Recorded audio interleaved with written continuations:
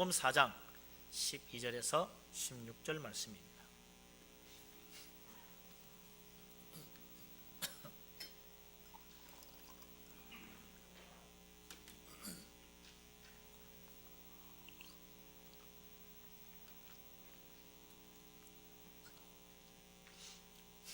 마태복음 4장 12절에서 16절 다 같이 한 목소리로 말씀을 받들어 읽겠습니다. 예수께서 요한이 잡혔음을 들으시고 갈릴리로 물러가셨다가 나사렛을 떠나 스불론과 납달리 지경 해변에 있는 가버나움에 가서 사시니 이는 선지자 이사야를 통하여 하신 말씀을 이루려 하심이라. 일러서되 스불론 땅과 납달리 땅과 요단강 저편 해변길과 이방의 갈릴리여, 흑암이 앉은 백성이 큰 빛을 보았고 사망의 땅과 그늘에 앉은 자들에게 빛이 빛이었도다 하였느니라. 아멘.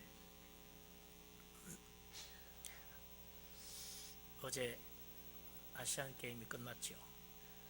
폐막식 다 마치고 우리나라가 종합 2위로 마감이 됐습니다. 다음 아시안 게임은 인도네시아에서 한다 그러더라고요.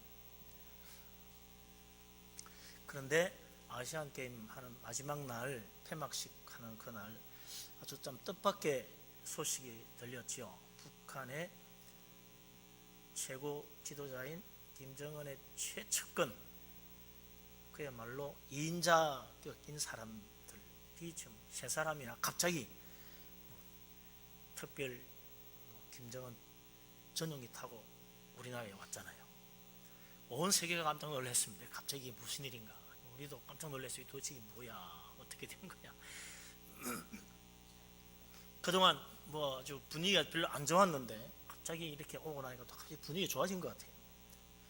남북한에 도대체 어떻게 되는 건지 말이죠.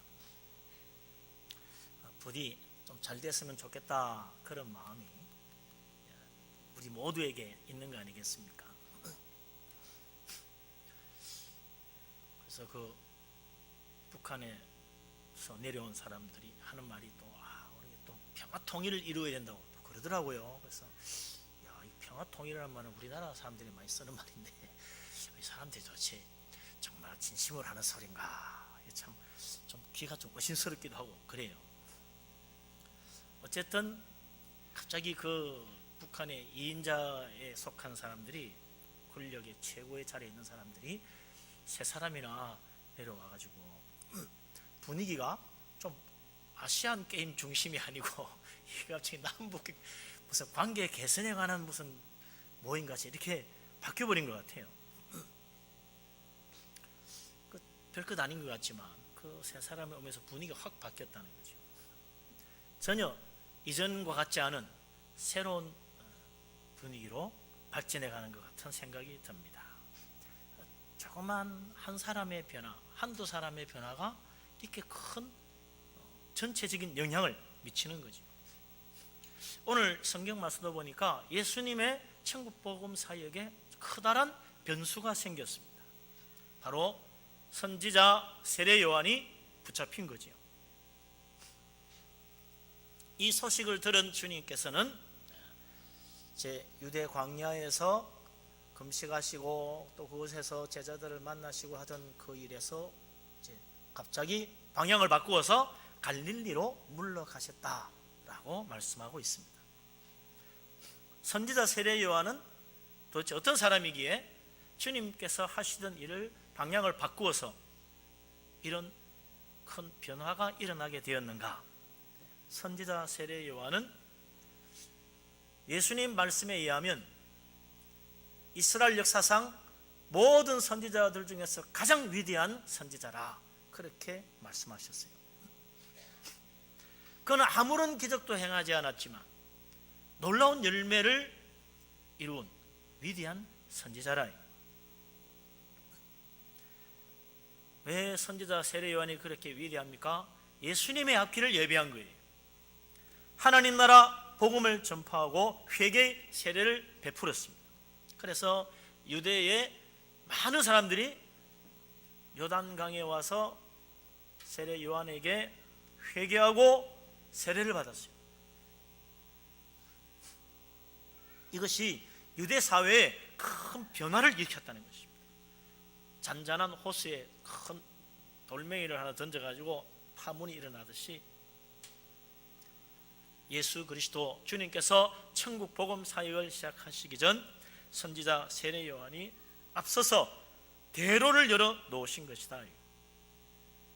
그 충격이 얼마나 크고 놀라운지 유대 모든 사람들이 다 유대 광야로 와서 세례 요한의 말을 듣고 많은 사람들이 회개하고 세례를 받았죠.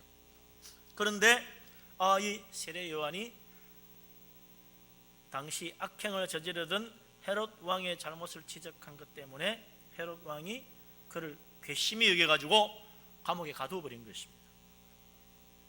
이제 더 이상 선지자 세례 요한은 사람들 앞에서 하나님 말씀을 전할 수 없게 됐습니다.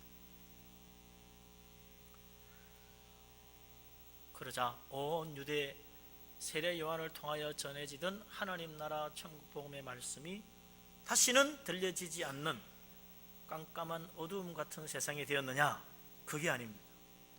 이제부터 예수 그리스도께서 지체하지 않고 선지자 세례 요한이 선포하던 그 천국 복음 본격적으로 전하기 시작하셨다는 것입니다. 주님은 새로운 변화를 위하여 유대 광야에 머물러 있지 않고 갈릴리로 돌아가셨다고 그랬습니다.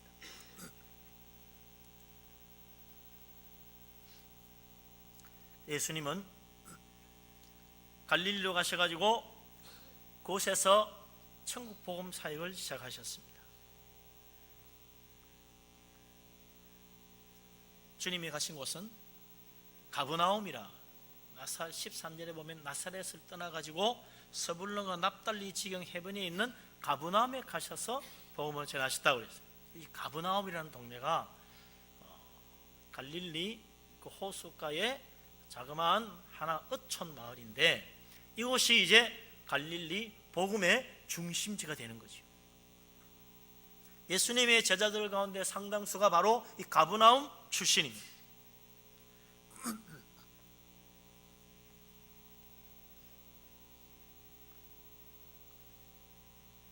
헤롯 왕이 자신의 권세로 세례 요한을 가두고 더 이상 사람들 앞에서 하나님 말씀을 전하지 못하게 하고 더 이상 자기의 잘못에 대하여 말하지 못하게 입을 막았습니다. 그러나 하나님은 예수 그리스도를 통하여 계속해서 하나님 나라 복음을 전하게 만드신 거죠. 사람의 입은 막을 수 있어도 하나님의 말씀은 막을 수가 없다. 하나님 말씀은 계속 전파되어야 되고 하나님의 일은 반드시 계속해서 이루어져야 되는 것입니다. 선지자 세례 요한의 체포로 말미암아 예수님께서 그 뒤를 이어 계속해서 하나님 말씀 전한 것, 그것은 그걸로 끝나지 않았어요. 주님은 또 십자가에 못 박혀 죽으심으로 하나님은 그의 제자들을 통하여 온 세상에 복음을 전파하기 시작했습니다. 수많은 박해가 있었지만 또 수많은 사람들이 그 뒤를 이어 순교하기도 했지만 하나님 말씀은 2000년 동안 막히지 아니하고 계속해서 전파되어 온 세상에 가득 채워진 거지요. 그래서 이 나라 이 땅에까지도 복음이 전해지고 교회가 세워지고 오늘 우리가 이렇게 와서 예배하고 하나님 앞에 참 나오는 거 아니겠습니까?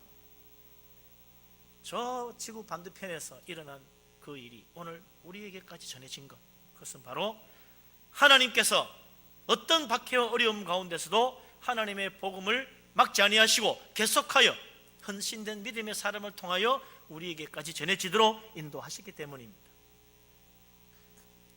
우리나라에도 수많은 신실한 믿음의 종들이 선교 초기부터 정말 주님의 나라를 증거하며 복음을 전하며 심지어는 순교하면서까지 주님의 복음을 붙들고 하나님 나라 전파하는 일에 힘썼습니다. 그래서 오늘 이렇게 세계에서 가장 크게 교회가 부흥된 나라가 된 거죠. 오늘도 수많은 충성된 종들이 복음을 들고 땅 끝까지 전하기 위하여 선교사로 나가고 있는 거죠. 말도 다르고 문화도 다르고 인종도 다르지만 심지어는 경제적 어려움을 무릅쓰고 가족과 자식들의 희생까지도 감수하면서 복음 전하고 선교하는 것입니다. 이런 모든 사람들의 헌신을 통하여 하나님 나라 복음은 지금도 막히지 않고 온 세상 땅끝까지 전해지고 있는 것입니다. 하나님은 하나님의 말씀이 계속하여 전파되기를 원하십니다. 누구를 통하여? 하나님의 자녀들의 입술을 통하여 복음이 전해지기를 원하십니다. 우리 주님의 이 귀한 복음으로 말미암아 우리가 구원받고 하나님의 자녀가 되었는데, 오늘날 우리가 가만히 앉아있다면 우리 하나님께서 얼마나 답답해 하시겠습니까? 주님의 복음, 하나님의 나라 천국 복음을 세상 사람들, 우리의 이웃, 우리의 가족들에게 전파하고 정말 주님께로 이끌 수 있는 전도의 사명 감당하는 사람 될 수 있기를 주의 이름으로 축원합니다. 아멘. 예수님께서 요한이 잡힌 다음 특별히 갈릴리로 가셔가지고 자기 고향 나사렛에 들렀다가 다시 가버나움에 가셔서 사셨다라고 13절에 되어 있는데, 예수님께서 이렇게 행동하신 것은 단순히 세례 요한이 붙잡혔기 때문에 그렇게 하신 것이 아니라 이사야 선지자가 하신 말씀을 이루게 하시려고 유다의 광야에서 갈릴리로 가셔가지고 가버나움의 자리를 잡고 복음 전했다는 것입니다.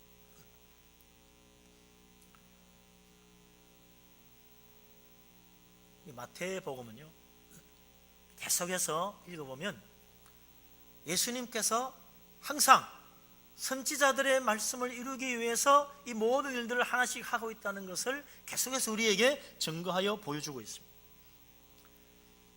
다른 복음서보다도 마태복음이 특히 더 그래요. 예수님은 하나님 말씀대로 예언된 대로 하나씩 이루어 가고 계시다는 것입니다. 예수님 자기 마음대로, 자기 하고 싶은 대로, 자기 생각대로, 자기 계획에 따라서 하나 둘 행하신 분이 아닙니다. 우리 주님은 무엇을 하든지 어디에 가든지 철저하게 선지자의 예언의 말씀대로 행하시고 선지자의 말씀대로 움직이고 계신 것입니다.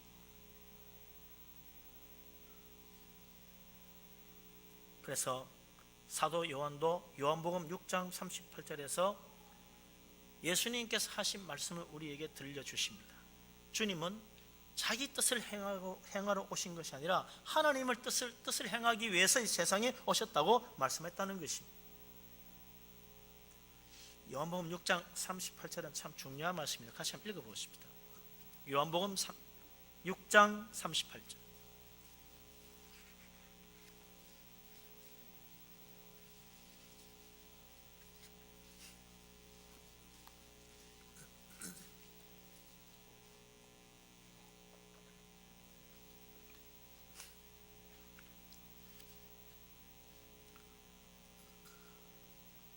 요한복음 6장 38절입니다. 같이 읽겠습니다. 내가 하늘에서 내려온 것은 내 뜻을 행하려 함이 아니요 나를 보내신 이의 뜻을 행하려 함이니라. 아멘. 우리 예수님께서 이 세상에 오신 것은 자기가 하고 싶은 일을 하러 온 것이 아니라고 말씀하십니다. 주님은 오직 자기를 보내신 하나님, 바로 그분의 뜻을 행하기 위하여 이 세상에 오셨다라고 말씀하고 계신 것입니다. 그래서 온 세상을 변화시키고 구원하시려고 자기 목숨까지 십자가에 내어주셨고, 주님은 하나님의 뜻을 이루셨기 때문에 참으로 이 세상을 변화시키고 수많은 사람들을 하나님 나라로 이끄는 위대한 일을 행하신 것입니다. 주님의 모든 삶, 인생 전체는 하나님의 뜻을 행하는 것이었어요. 우리는 과연 무엇을 위해 살고 있습니까? 나는 무슨 일을 하고 있습니까? 내 꿈을 이루기 위해 살고 있습니까? 주님의 뜻을 이루기 위해 살고 있습니까? 내가 하는 일은 내 계획을 이루기 위해서 열심히 일하고 있는 것입니까?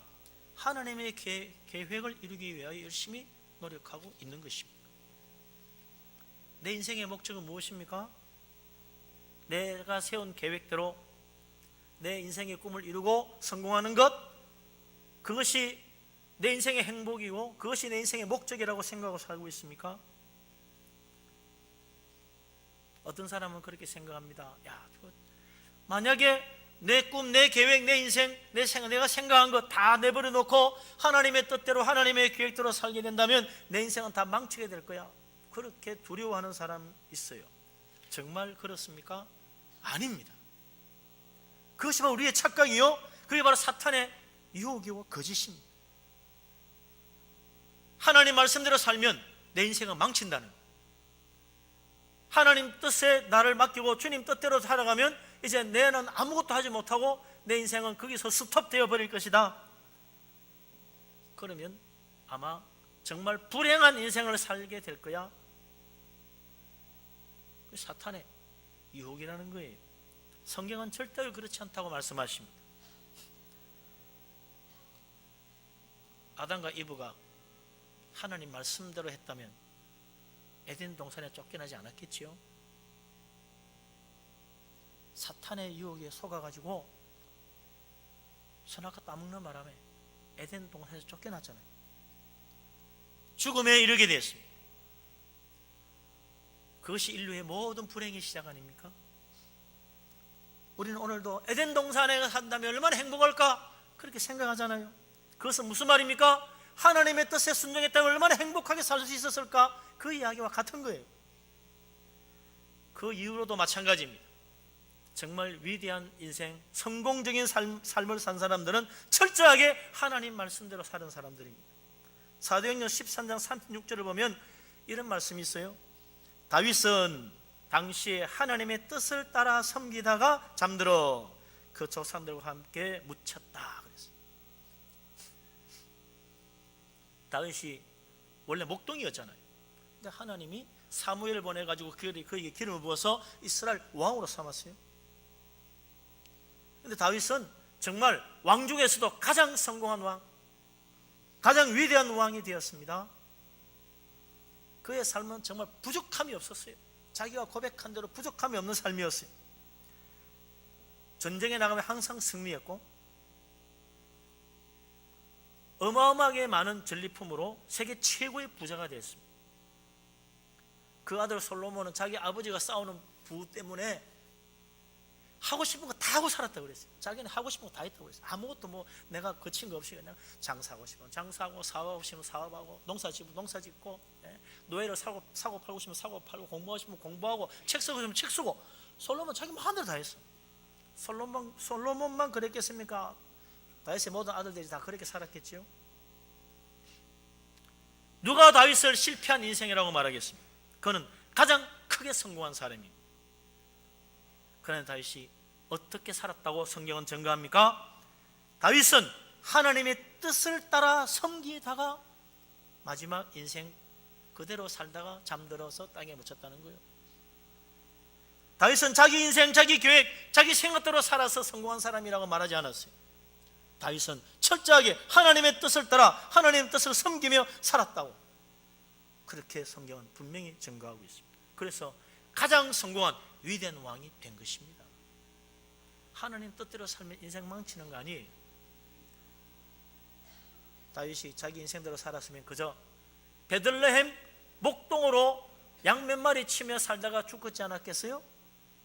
그러나 하나님의 뜻을 섬기기 때문에 자기 생각, 자기 계획은 버리고 하나님 뜻을 따라가기 때문에 위대한 왕이 된 것입니다. 다윗만 아닙니다. 애굽의 총리가 되었던 야곱의 아들 요셉도 그래요. 그는 자기 인생 전체가 하나님의 뜻을 이루며 사는 인생이라는 것을 항상 기억하고 살았습니다. 어릴 때 자기 형들이 자기를 노예로 팔아먹었지요. 애굽의 노예로 왔다가 하나님의 놀라운 섭리의 손길 가운데 애굽의 총리가 됐습니다. 근데 7년 가뭄이 시작됐는데 형들이 양식을 얻으러 애굽에 찾아왔잖아요. 그들을 붙잡아가지고 여절을 내고 복수할 수 있었습니다. 그러나 요셉은 복수하지 않고 그들을 다 살려줄 뿐만 아니라 먹을 양식도 다 주고 모든 것도 다 데리고 애굽으로 와라, 내가 온 집안을 먹여 살리겠다고. 그렇게 말하는 중에도 형들은 요셉이 자기에게 복수할 것이라고 두려워 떨었습니다. 벌벌 떨었어요. 그것을 본 이 요셉이 자기 형들에게 뭐라고 말합니까? 나를 이곳에 노예로 팔았기 때문에 두려워하지 마십시오. 형들이 나를 이곳에 보낸 것이 아니라 하나님, 온 세상을 가뭄과 기근에서 생명을 구원하시려고 나를 형들과 가족들 앞서 애굽에 보내신 것입니다. 하나님이 보냈다는 거예요. 하나님의 계획대로 자기 인생은 시작됐다는 것입니다. 그 하나님의 뜻을 따라 살았더니 이 애굽의 총리가 되어서 온 세상을 다스리게 됐다는 것입니다. 요셉은 형들이 비록 나를 팔아먹고 나를 죽이려 했었지만 나는 정말 끝까지 내 생각을 굽히지 않고 내 의지대로 내 최선의 노력을 다해서 이렇게 애굽의 총리가 됐다, 그렇게 말하지 않았어요. 하나님 뜻대로 하나님이 나를 이곳에 보냈고, 하나님의 뜻과 계획대로 내가 애굽의 총리가 되었고, 하나님의 뜻대로 내가 온 세상을 이 가뭄에서 구원하는 하나님 일을 하고 있다고 요셉은 말했다는 것입니다. 요셉은 그야말로 세상에서 가장 성공한 사람 아닙니까? 당시 세계 최고의 제국의 최고의 권세 자리에 앉았습니다. 이보다 더 큰 성공이 어디 있겠습니까? 하나님 뜻대로 사는 것은 내 인생 망치는 게 아니고 사실은 가장 축복의 길로 가는 것입니다. 주님의 뜻을 따라 사는 복된 사람 되시기를 바랍니다. 아멘. 그럼 우리는 어떻게 하나님의 뜻을 알 수가 있습니까? 제일 어려운 게 그거 같아요. 하나님의 뜻을 어떻게 알까? 하나님의 계획을 내가 도대체 알아야 뭐 어떻게 하지? 하나님 뜻대로 살고 싶어도 하나님 뜻이 뭔지 모르겠다. 간단합니다. 하나님 말씀 가운데 하나님의 뜻이 있어요. 그래서 성경을 자꾸 보라는 거지요. 하나님 말씀대로 사는 것이 하나님 뜻대로 사는 것입니다. 그래서 주님은 언제나 별다른 하나님의 뜻을 따로 하늘에서 음성을 듣고 가신 것이 아니고 항상 하나님 말씀대로 행하며 사셨어요. 그게 하나님의 뜻을 이루는 것이었어요. 주님은 태어날 때부터 선지자의 예언대로 이루어져서 태어났어요. 주님은 선지자 이사야 예언대로 동정녀 마리아 몸에 태어났어요. 이사야 7장 14절 말씀입니다. 보라, 처녀가 잉태하여 아들을 낳을 것이요 그 이름을 임마누엘이라 하리라. 그대로 주님께서 태어나셨어요. 주님은 선지자 미가의 예언대로 베들레헴에 태어났습니다. 미가서 5장 2절에 있는 말씀이지요. 베들레헴 에브라다에 하나님께서 이스라엘의 목자를 보내신다. 영원 전부터 계시던 왕이라 그분이 이 세상에 베들레헴에 태어나신다는 겁니다. 그대로 주님은 베들레헴에서 탄생하셨습니다. 주님은 선지자 이사야의 예언대로 다윗의 자손으로 태어났습니다. 이사야 11장 1절에서 10절 말씀이죠. 다윗의 조상 이새의 뿌리에서 한 싹이 나와서 만민을 구원할 것이라는 거예요. 탄생만 아닙니다. 주님은 죽음도 예언대로 십자가를 지고 모든 사람의 죄를 위하여 자기 목숨을 기꺼이 버리심으로 주님의 말씀을, 하나님 예언의 말씀을 이루었습니다. 이제 오늘 이 말씀에 보는 것처럼 주님은 하나님의 예언의 말씀대로 그 말씀을 이루기 위하여 이제 갈릴리 땅으로 오시고 스불론과 납달리 땅에서 하나님 천국 나라 복음을 전한 것입니다. 주님은 마지막 십자가에서 숨을 거두시기 직전 말씀하셨어요. 다 이루었다. 무엇을 다 이루었다는 말씀입니까? 내가 하고 싶은 거 다 했다, 그런 뜻이 아닙니다. 정말 나는 내가 마음먹은 것, 이루지 못한 것 없이 다 이루었다, 나는 이제 더 죽어도 여한이 없다, 그렇게 하고 숨을 거두신 것이 아닙니다.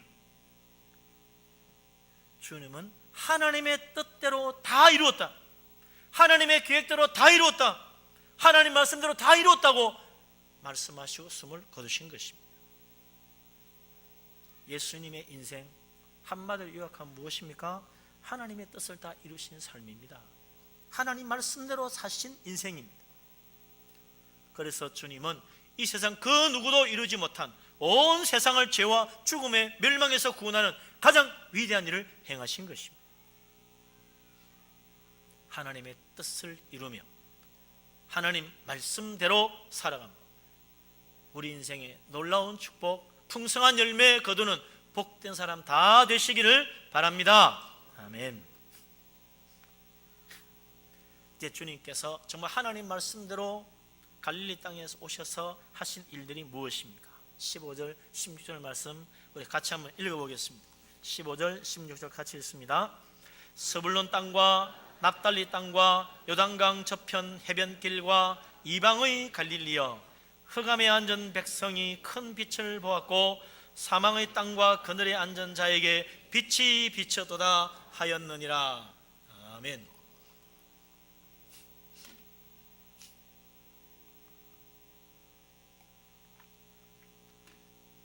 스불론과 납달리는요, 이스라엘 12지파 중에서도 제일 미약한 지파들입니다. 그뿐만 아니라 스불론 땅과 납달리 땅은요, 이스라엘 그 가나안 땅 중에서도 가장 북쪽에 제일 변방에 있는 자리에 앉아 있었어요.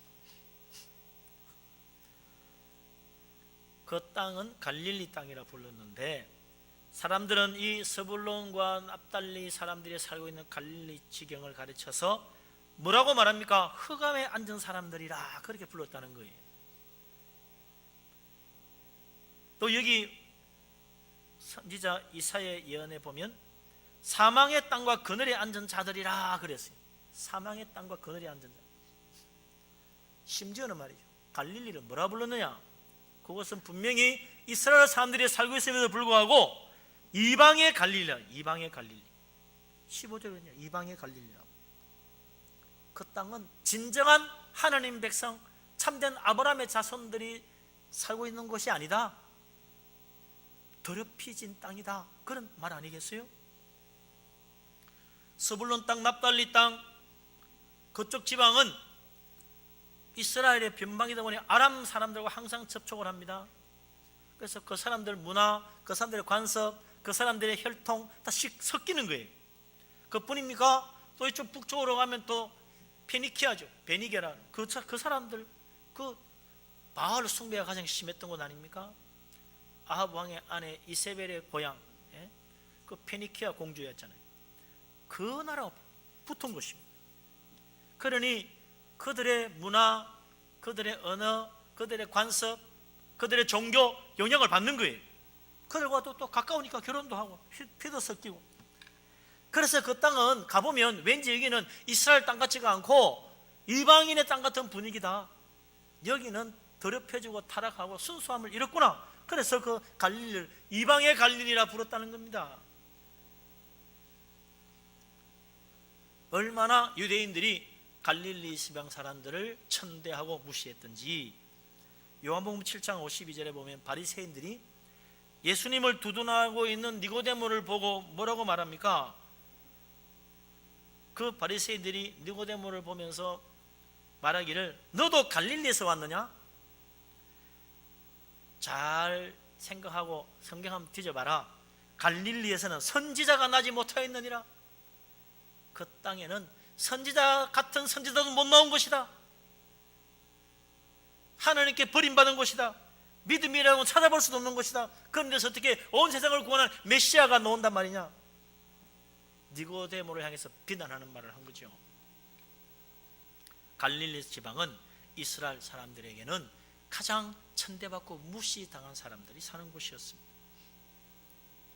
그래서 이방의 갈릴리라는 이름까지 붙은 거죠.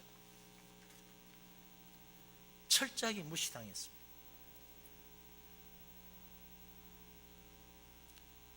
그런데 주님은 바로 그곳에 가셔서 그들 가운데 큰 빛을 비춰주신 것입니다. 주님이 그곳에 가셔서 천국 복음을 전파하기 시작하니까 그곳 사람들이 변화되기 시작했습니다. 수많은 사람들이 예수님을 따라다녔습니다. 주님 말씀을 듣고 기뻐하고 은혜를 받았습니다. 수많은 사람들이 주님을 따르며 주님의 제자가 되고 예수님 이름으로 세례를 받았습니다. 위대한 복음 사역, 온 세상을 구원하는 놀라운 천국 복음 사역은 갈릴리에서부터 시작된 것입니다. 본격적인 복음, 예수님의 천국 복음 사역 갈릴리에서 시작됐다는 거죠.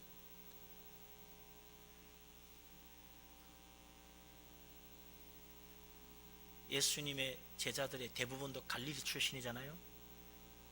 근데 이들이 그 유대인들이 그렇게 무시하는 갈릴리 사람 출신, 그 예수님의 제자들이 세상을 변화시키는 놀라운 일을 이루어냈습니다.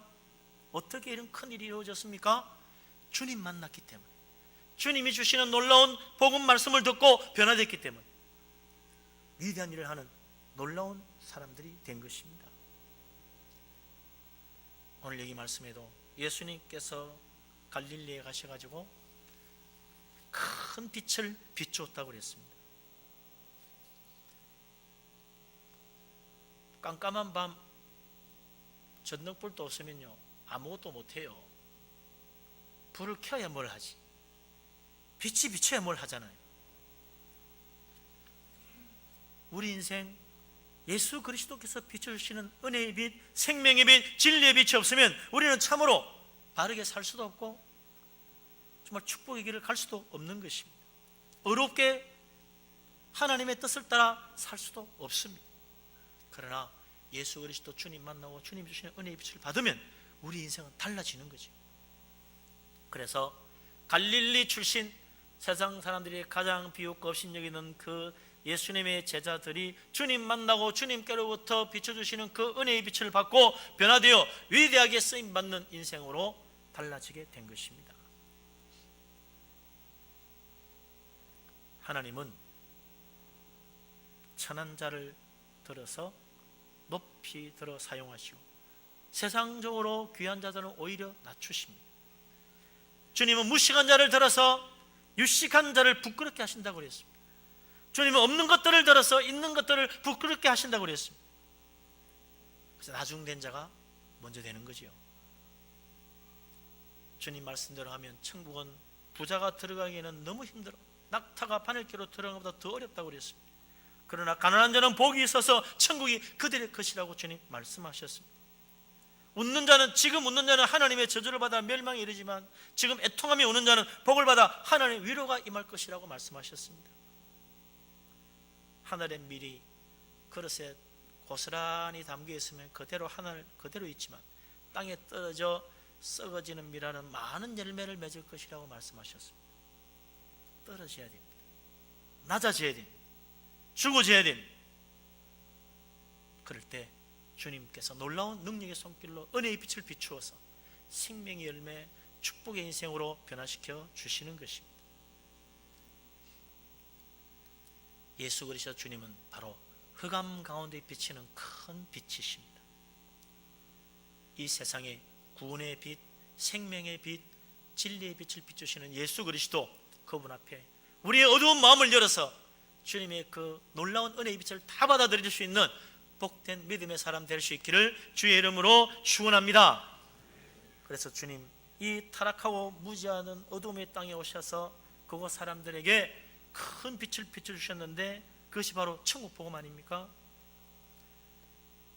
흑암에 가두어져 있던 죽음의 땅에 예수 그리스도께서 생명의 큰 빛을 비추기 시작하니까 수많은 사람들이 예수 그리스도 믿고 구원받고 하나님 은혜 가운데 기뻐하며 그 삶이 변화되는 좋은 열매들을 맺었던 것입니다. 오늘도 주님은 우리에게 생명의 큰 빛을 비추기를 원하십니다. 우리의 삶에 놀라운 은혜와 축복을 베풀어 주시기를 원하십니다. 주님 음성에 귀를 기울이고 우리의 마음을 열어서 주님 비춰주시는 그 은혜의 빛, 큰 빛이 비춰져서 내 심령 속에 어두운 것들이 밝아지고 우리 하나님의 뜻과 계획을 알고 믿음으로 순종하여 참으로 우리 하나님 앞에 위대하게 쓰임받는 복된 믿음의 사람 다 되시기를 주의 이름으로 축원합니다. 아멘. 기도합니다. 하나님, 우리를 축복하심을 감사합니다. 전능하신 하나님, 우리 하나님을 믿습니다. 주님의 놀라운 은혜의 손길을 의지합니다. 온 세상 어두움 가운데 있는 자 큰 빛을 비춰주시려고 예수 그리스도께서 이 세상에 오시고 우리에게 구원의 복음을 전해주시니 감사합니다. 예수 그리스도 주님 말씀에 귀를 기울이며 하나님 말씀 가운데 아버지 하나님의 뜻과 계획을 깨닫고 믿음으로 순종하여 나아가는 자마다 하나님께서 우리 인생을 축복하시고 창대케 하시고 복을 받게 하시고 구원받게 하시고 기쁨과 감사와 평강으로 인도하여 주시는 줄로 믿습니다. 아버지 하나님, 흑암 가운데 있는 이 세상에 주님의 큰 빛이 비쳐서 하나님의 놀라운 구원의 역사가 이루어지게 하여 주시옵소서. 예수 그리스도 이름으로 기도합니다. 아멘. 찬송가